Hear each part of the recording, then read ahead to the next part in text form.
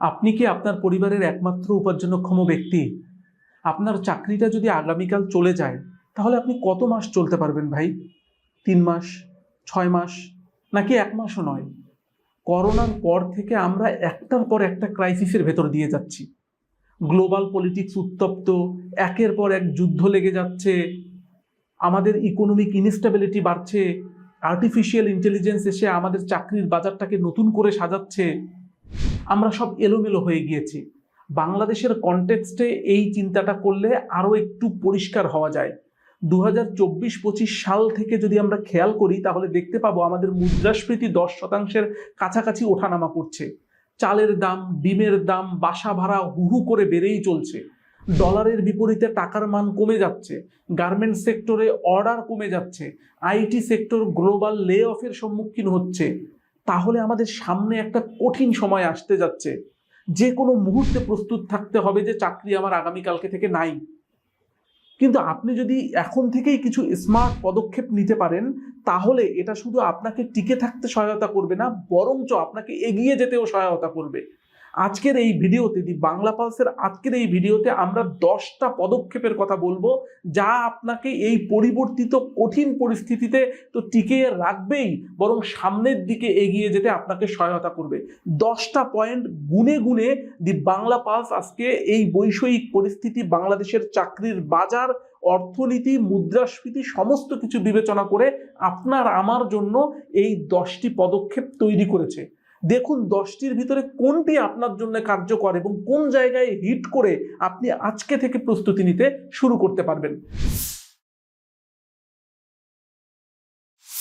Number 1, পদক্ষেপ 1, একাধিক income source তৈরি করা। আমাদের অনেকেরই চাকরি একমাত্র সম্বল। যারা ব্যবসা করি তাদেরকে ব্যবসা একমাত্র সম্বল। বাংলাদেশের বেশিরভাগ মানুষেরই ইনকাম সোর্স মাত্র একটা। এটা অত্যন্ত ঝুঁকিপূর্ণ, কারণ সেই সোর্সটা যদি কোনো কারণে বন্ধ হয়ে যায়, তাহলে আমার বাবার ওষুধ কেনা হবে না, মায়ের ওষুধ করা হবে না, সন্তানের লেখাপড়া হবে না, নিজে বাসা ভাড়া দিয়ে থাকতে পারবো না। সহজ কথা ভাই, বাংলাদেশে বসে আপনি কি কি করতে পারেন একটু চিন্তা করেন, ঠান্ডা মাথায় চিন্তা করেন। আপনি যদি স্কুল শিক্ষক হন, অনলাইনে টিউশন বা কোর্স আপনি চালু করতে পারেন।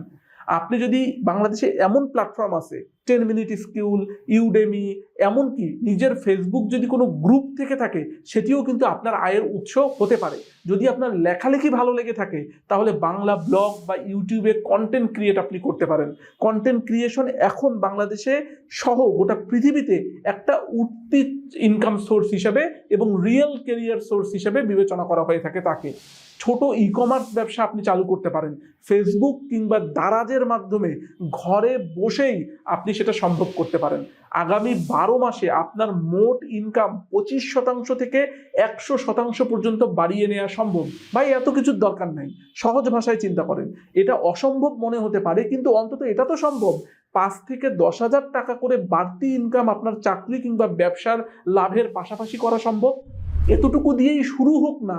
পথ চলবো চলবো করে বন্ধ থাকার চেয়ে পথ চালু করাটাই সবচেয়ে গুরুত্বপূর্ণ। বাংলায় একটি কথা আছে না, পথ পথিকের সৃষ্টি করে না, বরং পথিকই পথের সৃষ্টি করে। সেটি অত্যন্ত গুরুত্বপূর্ণ। পদক্ষেপ 2, আপনার অভিজ্ঞতা ও দক্ষতা পূর্ণভাবে কাজে লাগান। কিরকম ভাবে একটু বুঝাই বলি, একটু ভাবুন। আপনি যা জানেন আপনার কর্মজীবনে তার কতটুকু ব্যবহার করার সুযোগ পান। মানে একটা মানুষ যদি কোনো একটা কাজে এক্সপার্ট হন, কোনো একটা কাজে তার যথেষ্ট অভিজ্ঞতা থাকে, উনি ভালো জানেন, কিন্তু আপনি যে চাকরিটা করেন সেখানে তার কতটুকু জ্ঞানকে আপনি কাজে লাগানোর সুযোগ পান? নিশ্চয়ই খুব অল্প একটু, কারণ দৈনন্দিন জীবনে আমরা প্রায় একই কাজ করি। বাকি বিশাল যে আপনার ক্যাপাবিলিটি আছে সেটা কিন্তু নষ্ট হচ্ছে, ওয়েস্ট হচ্ছে, ধ্বংস হচ্ছে। ধরুন আপনি একজন ব্যাংকার, আপনার ফাইন্যান্সিয়াল নলেজ আছে, আপনার অর্থনৈতিক ব্যবস্থাটা আপনি ভালো বোঝেন, অ্যাকাউন্টিং ভালো বোঝেন, তাহলে আপনি একটি পার্সোনাল কনসালটেন্সিও কিন্তু শুরু করে দিতে পারেন। আপনি কোর্স বানাতে পারেন, ইউটিউবে কন্টেন্ট দিতে পারেন। আপনি যদি ইঞ্জিনিয়ার হন, আপনার প্রবলেম সলভিং স্কিল দিয়ে আপনি ট্রেনিং করতে পারেন, ওয়ার্কশপ করতে পারেন, আপনি নিজে কিন্তু একজন কোচ হতে পারেন। আপনার স্কিল, এক্সপেরিয়েন্স এবং নলেজ, এগুলোর নতুন নতুন ব্যবহারের রাস্তা আপনাকে খুঁজে বের করতে হবে। জীবন কিন্তু তাহলে বদলে যাবে। তার মানে আমি যা জানি সেটা জেনে আমার শুধু বসে থাকলে চলবে না, এইটা নানান রকম ভাবে পরিবর্তিত হচ্ছে, সেই টেকনিকটা কেবল আমাকে খুঁজে বের করতে হবে।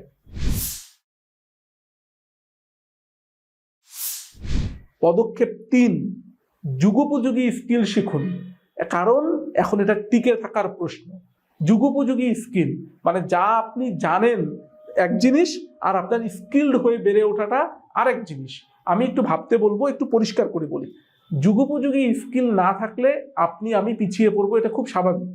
আর এটা শুধু নিজেদের গ্রোথের বিষয় নয়, এটা এখন টিকে থাকার প্রশ্নে পরিণত হয়েছে। দেখুন ভাই, বাংলাদেশে চাকরি করতে গেলে আপনাকে 3টা জিনিসের নলেজ এখন আপনাকে রাখতেই হবে। নাম্বার 1, ইংরেজি ভাষা। যতই ইংরেজিকে অবজ্ঞা করেন, যতই মাতৃভাষার প্রতি দরদ উতলে পড়ুক না কেন, কর্পোরেটে, আইটিতে, ফ্রিল্যান্সিংয়ে, এমনকি বিদেশের সাথে নেগোসিয়েশন বা কাজের ক্ষেত্রে আপনার ইংরেজি জানা, বলা এবং ন্যূনতম লিখতে পারার মতো ক্যাপাসিটি থাকতেই হবে।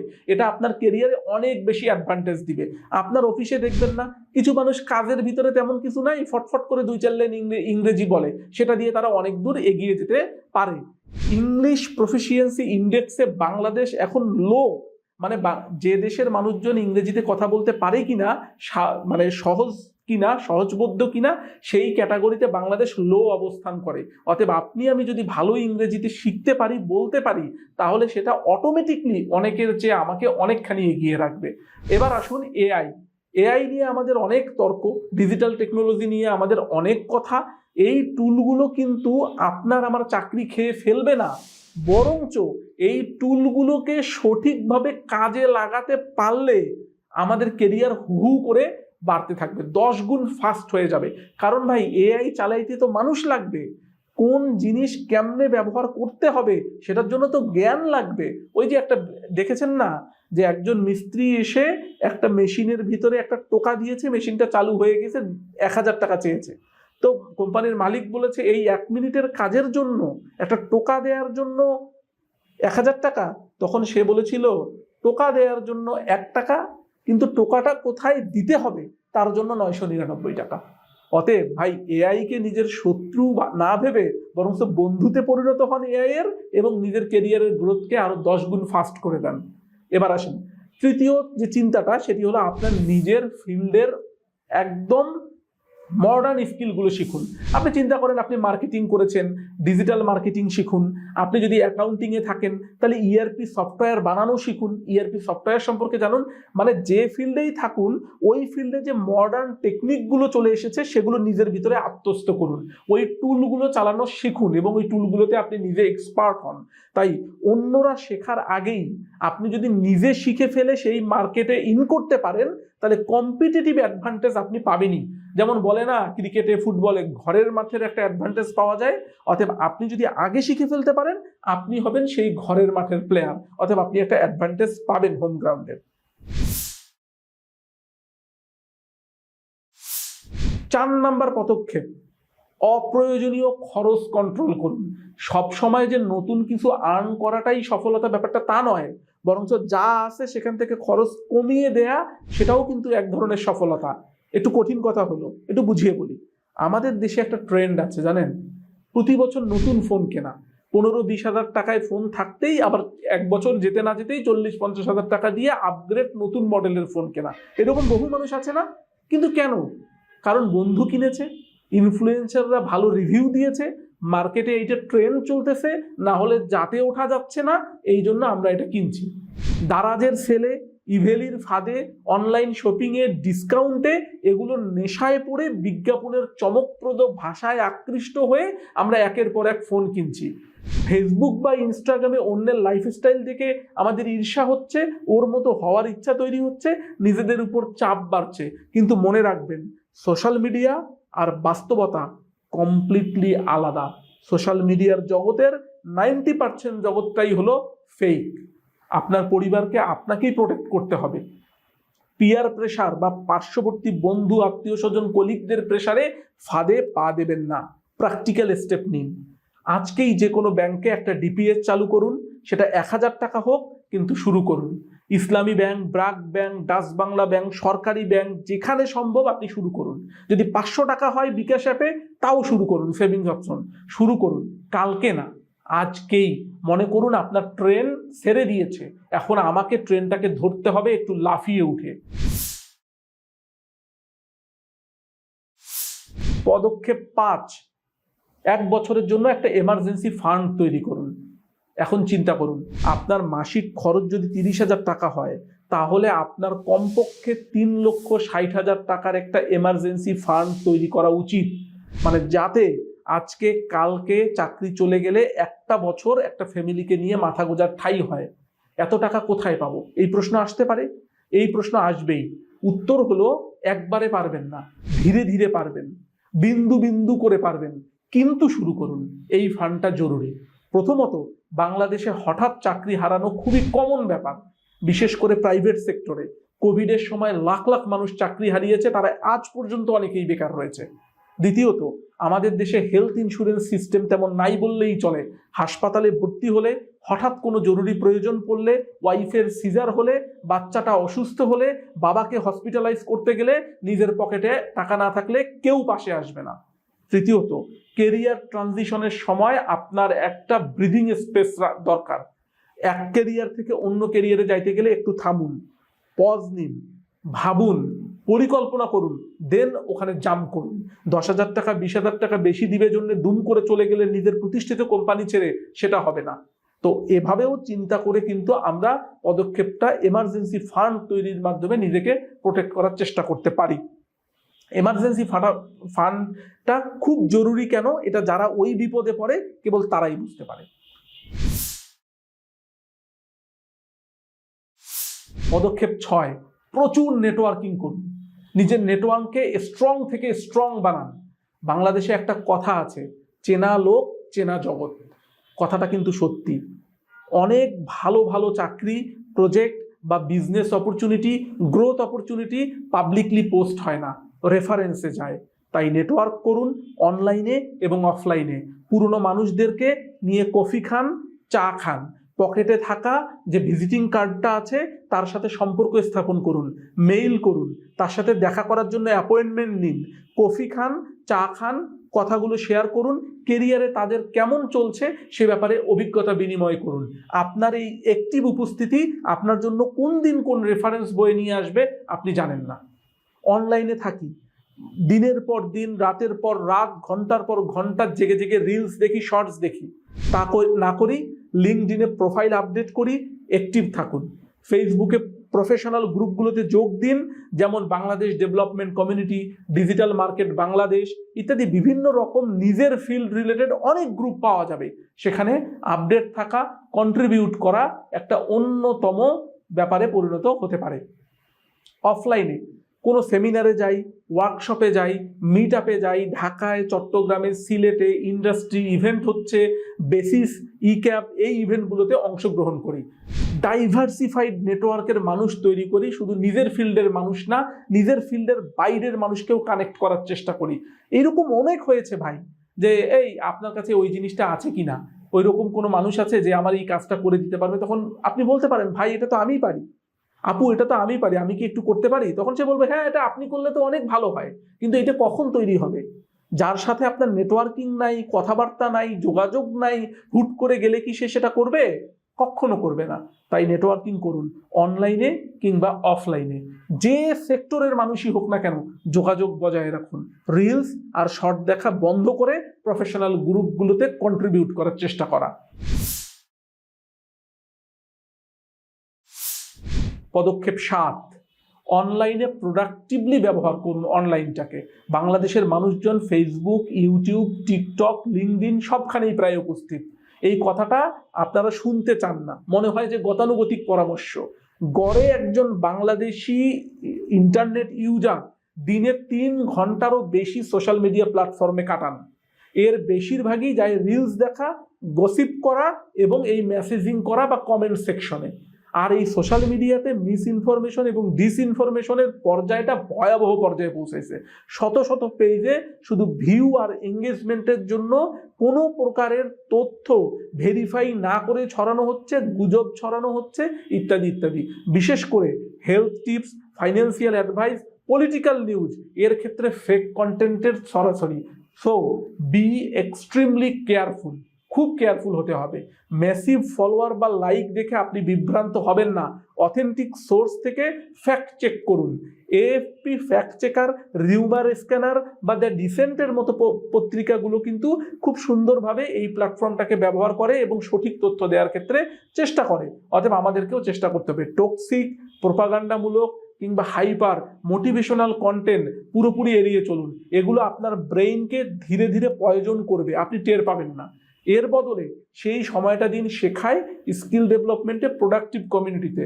আপনার ফোন আপনার সবচেয়ে বড় অস্ত্র হয়েও উঠতে পারে, আবার সবচেয়ে বড় শত্রুতেও পরিণত হতে পারে। আপনি চিন্তা করুন আপনি কি করবেন। পদক্ষেপ 8, ফিজিক্যাল এবং মেন্টাল হেলথকে প্রায়োরিটি দেয়া। বিষয়টাকে একটু বুঝিয়ে বলি যে এতক্ষণ তো আয় ইনকামের পথ বললেন, এখন আবার ফিজিক্যাল অ্যান্ড মেন্টাল হেলথের কথা কেন? কারণ এই পয়েন্টটা আমরা সবচেয়ে বেশি ইগনোর করি, এই পয়েন্টটাকে পাত্তা দিতে চাই না, কিন্তু এটি সবচেয়ে গুরুত্বপূর্ণ। বাংলাদেশে মেন্টাল হেলথ নিয়ে কেউ কখনো কথা বলতে চায় না। মানসিক সমস্যা মানেই তাকে পাগল বলে চিহ্নিত করা হয়, এই ধারণা খুব প্রচলিত বাংলাদেশে। কিন্তু বাস্তবতা হলো ন্যাশনাল মেন্টাল হেলথ সার্ভে অনুযায়ী বাংলাদেশের প্রায় 17% প্রাপ্তবয়স্ক মানুষ কোনো না কোনোভাবে মানসিক সমস্যায় ভুগছে। চারপাশের অস্থিরতা, অনিশ্চয়তা, কেরিয়ার নিয়ে ভাবনা, এমনকি সোশ্যাল মিডিয়া কন্টেন্টে ছড়ানো নেগেটিভ বিষয়গুলো আপনার মনের উপর ব্যাপক চাপ তৈরি করতে পারে। তাই এখনই সচেতন হন। আপনার স্বাস্থ্য ভালো না থাকলে আপনার পরিবারকে কেউ দেখতে আসবে না। রাতে ঠিক মতো ঘুমান, 7 থেকে 8 ঘন্টা কমপক্ষে। নিদেন পক্ষে 6 ঘন্টা তো অবশ্যই। সকাল বা সন্ধ্যায় অন্তত 30 মিনিট সময় হাঁটুন। পারলে কারো সাথে কথা বলুন, নেটওয়ার্কিং করুন, বন্ধু, পরিবার এবং প্রয়োজনে প্রফেশনাল কারো সাথে ভালো সময় কাটান। কান পেতে রইয়ের মতো কিছু অ্যাপস আছে, হেল্পলাইন আছে, যেগুলো অনলাইন কমিউনিটিতে মানসিক সাপোর্ট দেওয়ার ক্ষেত্রেও হেল্প করে থাকে। সোশ্যাল মিডিয়ায় গার্বেজ কন্টেন্টকে পরিহার করুন। ভালো রিসার্চ বেস, ভালো পেজ, পজিটিভ কন্টেন্ট কমিউনিটি খুঁজে বের করুন এবং সেখানে সময় দিন, কন্ট্রিবিউট করুন। আপনি সুস্থ না থাকলে বাকি সব পদক্ষেপ অর্থহীন হয়ে যাবে। কারণ যে নেটওয়ার্কিং করবেন, যে চাকরি খুঁজবেন, ইভেন্টে যোগদান করবেন, কিচ্ছু পারবেন না সুস্থ দেহ এবং মন যদি না থাকে।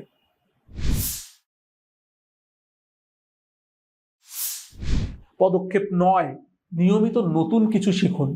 বিশ্বাস করুন ভাই, আপনি যত কিছুই করেন না কেন, শেখার যে আনন্দ সেটা অনন্য, সেটার কখনো তুলনা হয় না। আমরা অনেকেই ভাবি শেখা মানে শুধু স্কুল, কলেজ, ভার্সিটি কিংবা অন্যান্য জায়গার শেখা, কিন্তু তা নয়। প্রাতিষ্ঠানিক শিক্ষার কথা বলছি না। আপনি জানেন শেখার জন্য এখন গোটা পৃথিবী উন্মুক্ত।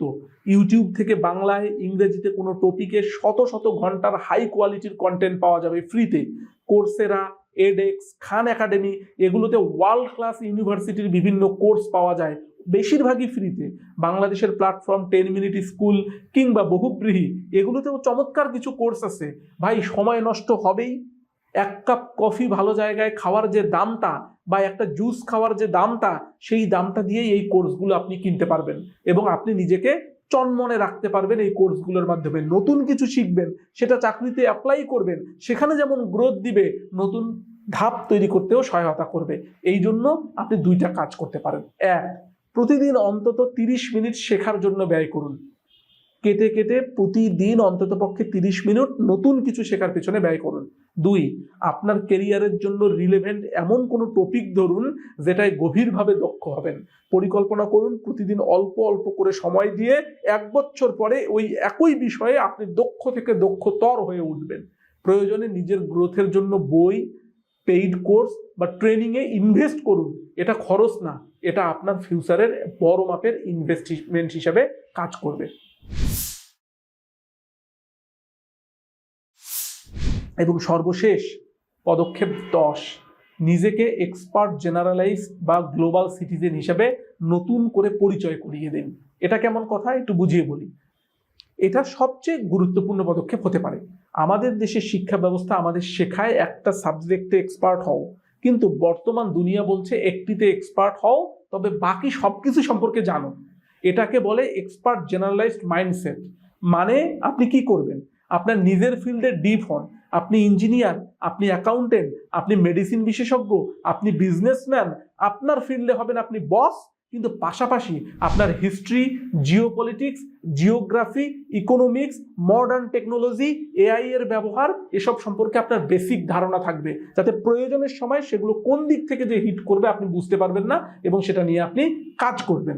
কারণ এভরিথিং ইজ ইন্টারকানেক্টেড। চাকরির জগৎটা আর একটা সঠিক এক লাইনেই দৌড়াচ্ছে না, বরঞ্চ নানান রকমভাবে জিগসব পাজলের মতো জিনিসগুলো এসে কখন যে কোনটা কার উপকার করিয়ে দিচ্ছে হয়তো বুঝতেও পারি না। একটা মিটিংয়ে, সেমিনারে, বসের সাথে আলাপে কোন বিষয়ে একটু কথা বলতে পারাটা বসের কাছাকাছি আপনাকে নিয়ে যাবে আপনি টেরও পাবেন না। অন্য কোনো মানুষের মনোযোগ আকর্ষণ করতে হেল্প করবে আপনি বুঝতেও পারবেন না। রেফারেন্স তৈরি হবে, ইন্টার কানেক্টিভিটি বাড়বে, ইত্যাদি ইত্যাদি। রাশিয়া ইউক্রেন যুদ্ধ হলে বাংলাদেশে সার এবং গমের দাম বাড়ে, এটা জিওপলিটিক্স আর ম্যাক্রো ইকোনমিক্সের সাথে সরাসরি সংযুক্ত। এআই রেভলিউশন হলে বাংলাদেশের গার্মেন্ট ইন্ডাস্ট্রি বা বিপিও সেক্টরে কি ইম্প্যাক্ট করবে এটা বুঝতে টেকনোলজিও লাগবে, ইকোনমিক্সও লাগবে। তার মানে শুধুমাত্র গার্মেন্টসে আপনি অন্তর্ভুক্ত, কিন্তু এটা যুদ্ধের ফলে কিভাবে প্রভাব পড়বে তা জানেন না, আপনি পলিসি মেকিং করতে পারবেন না, স্ট্র্যাটেজিতে হিট করতে পারবেন না, দক্ষ হয়ে উঠবেন না। তাহলে ডলারের দাম বাড়লে ফ্রিল্যান্সিংকে ইম্প্যাক্ট বাড়বে নাকি কমবে, এটা বুঝতে গেলে গ্লোবাল ফাইন্যান্সটাও বুঝতে হয়। অতএব ফুল পিকচারটা দেখুন, ডটগুলোকে কানেক্ট করুন। আপনি যত ক্লিয়ারলি সবকিছুকে বুঝবেন, কানেক্ট করতে পাবেন, তত আপনি বিভ্রান্ত হবেন না এবং তত ভালো সিদ্ধান্ত নিতে পারবেন। আর আজকালকার দিনে ইন্ডাস্ট্রিতে, কর্পোরেটে, ডেভেলপমেন্ট সেক্টরে যারা যত বেশি কৌশলগত দিকে এগিয়ে, তাদের কেরিয়ার তরতর করে তত বাড়ছে। নিজের ফিল্ডে শুধু নয়, বরঞ্চ কনসালটেন্সি করার অপরচুনিটিও বাড়তেই থাকবে। তাহলে ভাই, যারা দেখছেন, 10টি পদক্ষেপের কথা বলছি, আমি একটু এক নজরে আবার 10টি পদক্ষেপের কথা বলি, আপনারা একটু মিলিয়ে নেন যেটা আপনাদের সাথে যায়। নাম্বার 1, একাধিক ইনকাম সোর্স তৈরি করুন। নাম্বার 2, আপনার পূর্ণ ক্যাপাবিলিটি আছে যেখানে সেটা আপনি কাজে লাগান। নাম্বার 3, যুগোপযোগী স্কিল শিখুন, এআই, ইংরেজি ইত্যাদি। নাম্বার 4, অপ্রয়োজনীয় খরচকে কন্ট্রোল করুন। নাম্বার 5, 1 বছরের একটা এমার্জেন্সি ফান্ড তৈরি করুন। নাম্বার 6, প্রচুর নেটওয়ার্কিং করুন। নাম্বার 7, অনলাইন প্রোডাক্টিভিটি বাড়ান। নাম্বার 8, ফিজিক্যাল ও মেন্টাল হেলথের দিকে নজর রাখুন। নাম্বার 9, নিয়মিত নতুন কিছু শিখুন। এবং নাম্বার 10, এক্সপার্ট জেনারেলিস্ট হয়ে গড়ে উঠুন, যাতে একটি বিষয়ে আপনি এক্সপার্ট হন কিন্তু অন্য বিষয় সম্পর্কেও আপনি জানেন। তাহলে ভাই, আপনাদের কাছে মনে হয়েছে যে বাংলা পালসের কাছে মনে হয়েছে এই ইস্যুগুলো আগামীতে অনেক বেশি গুরুত্বপূর্ণ ভূমিকা পালন করবে, কারণ মার্কেটটা যেভাবে স্যাচুরেটেড হয়ে যাচ্ছে এবং চাকরি, ব্যবসা সবকিছুই যেভাবে কঠিন হয়ে উঠছে, তাতে এক মানুষকে 10 রকম কাজ করতে পারার অভিজ্ঞতা ছাড়া, অলরাউন্ডার হওয়া ছাড়া এখন এই রেসে টিকে থাকা খুব মুশকিল হয়ে পড়বে। কারণ এত আনসার্টেনিটি, যুদ্ধ হচ্ছে ইরান, ইসরায়েল, আমেরিকার, আমরা সেটার প্রভাব ভোগ করছি। রাশিয়া ইউক্রেনের যুদ্ধ হয়, আমরা সেটার প্রভাব চিন্তা করে থাকি। বাংলাদেশের সীমান্ত উত্তেজিত হয়, আমরা তার প্রভাব চিন্তা করি। রাজনৈতিক পরিস্থিতি উত্তপ্ত হয়, সাধারণ জনগণের ক্ষতি হয়। অতএব আমি যদি আমার পদক্ষেপ সঠিকভাবে নিতে না পারি, আগামী দিন যে কঠিন হবে সেটা বলাই বাহুল্য। এতক্ষণ সঙ্গে থাকার জন্য ধন্যবাদ। আপনাদের মতামত কমেন্ট করে জানান এবং সাবস্ক্রাইব করে আমাদের পাশে থাকুন, আমাদেরকে বড় হওয়ার সুযোগ তৈরি করে দিন। ধন্যবাদ সবাইকে।